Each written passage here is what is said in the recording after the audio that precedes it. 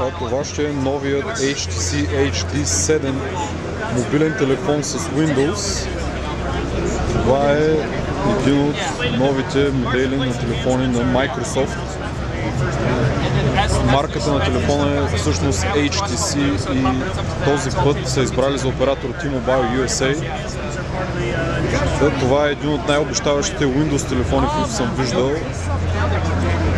Работи много подобно на телефоните с Android, но както виждам има имплементиране на програмите на Windows, като Microsoft Excel, Outlook, Express и подобни.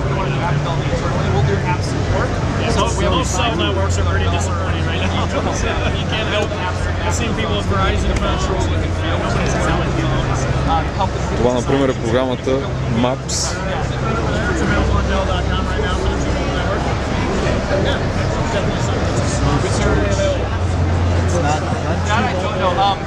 Do you have a card at all? I can email you.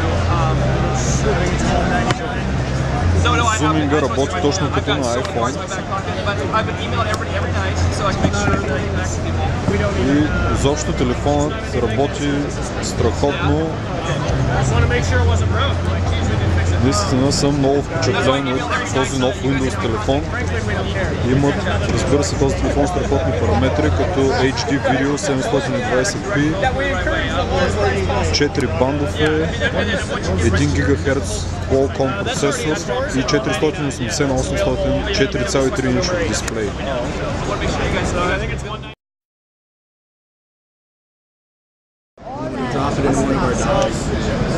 Това е новият Motorola Atrix телефон, мобилен телефон, който ще е към GSM Network в USA на AT&T. Ще поддържа 4G и новото при този модел на Motorola е, че има множество възможности за свързване към док системи. В този случай телефонът е свързан към десктоп система с клавиатура и мишка и работи с операционната система на Android. През 2011 година се очаква много телефони да могат да бъдат свързвани директно към някакъв вид LCD екран или компютър и да пренасят цялостната операционна система на вашият екран. И де-факто вие използвате операционната система на телефона, а не на компютъра. В случая, както вече споменах, това е операционната система на Android. Тук при този модел телефонът на Motorola е свързан към супер тънък един вид лаптоп, но това всъщност е само клавиатура с монитор. Искам само да го отворя.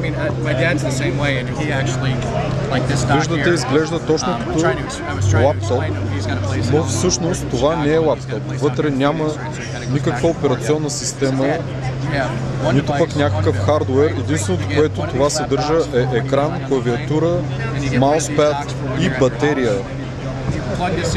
След като телефонът бъде свързан, а това става отзаде, от задната страна има док, телефонът се свързва, вие може да управлявате всичко, което си пожелаете на телефонът, но всъщност това ново преживяване за вас ще е подобно на използване на лаптоп.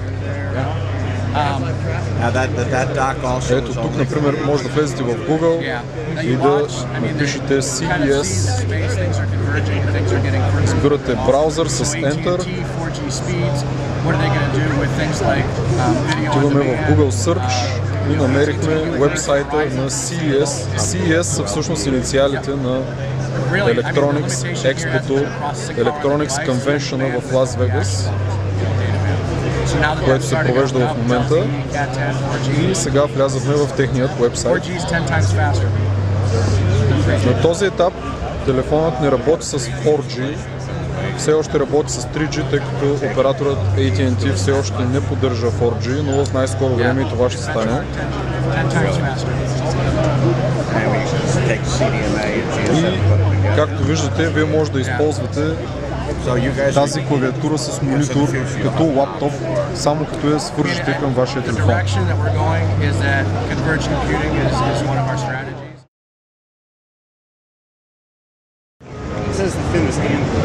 Това е един новите модели телефони на Samsung. Този модел е 4G LTE смартфон към Verizon, но същият модел ще го има и към AT&T. Телефонът е с 4,3 инча Super AMOLED дисплей. Наистина с страхотно качество е този дисплей. Ще идва с Android операционна система. Нека да видим някои от апликациите и как телефонът работи.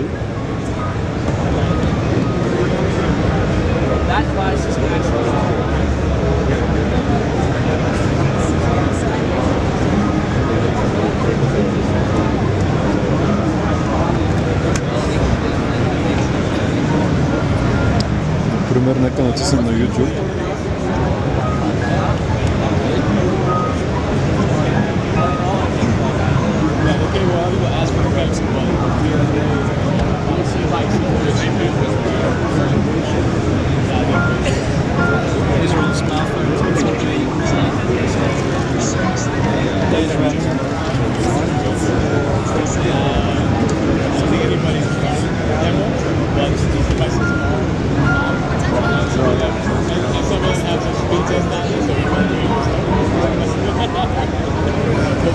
Това е новият Samsung 4G LTE смартфон.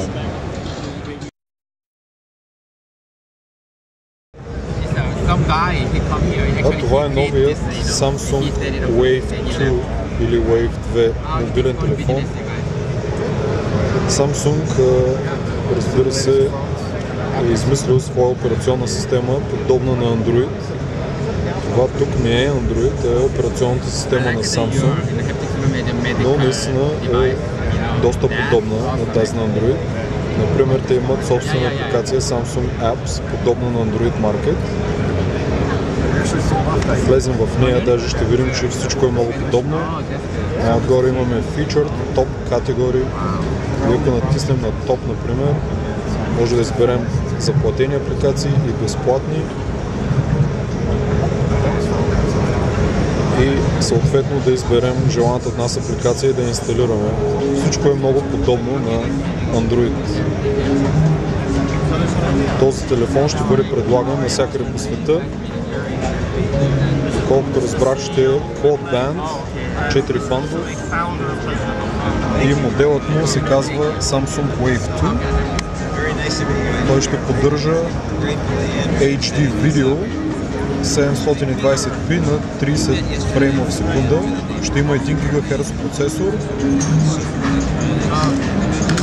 Екранът е в размер 3,7 инча.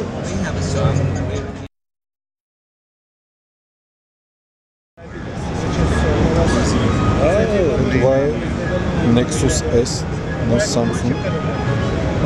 Телефонът е вече на пазара. Това е първият телефон, който дойде с новата операционна система на Android, Gingerbread.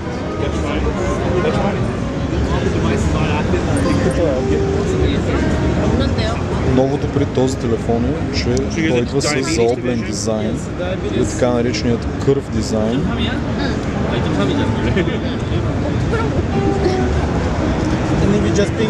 Разбира се, този телефон идва с флаш съпорт на 10,1 и HTML5.